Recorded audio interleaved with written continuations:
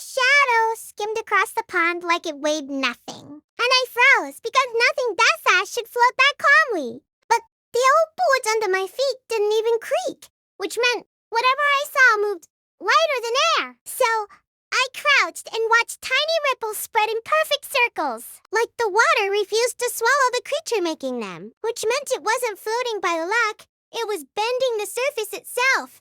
I leaned closer, expecting a leaf or a bubble, but thin legs pressed the water without breaking it, as if the pond had turned to glass. So I followed its path, and the air around me felt charged, like the pond held its breath with me, which meant something was forcing the water to hold steady, not the other way around. Another ripple shot out, too wide for a single insect.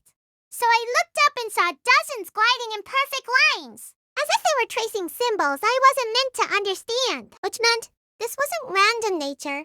It was choreography. The patterns tightened until the ripples overlapped, forming a shape that looked almost like an eye staring back. So I stepped away, and the formations collapsed instantly, like they'd only existed because I witnessed them, which meant the legend was right.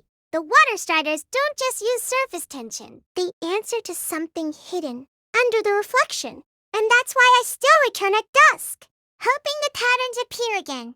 Because if they do, I want to see what forms next. If you're curious what else nature might be hiding, stick around for the next one.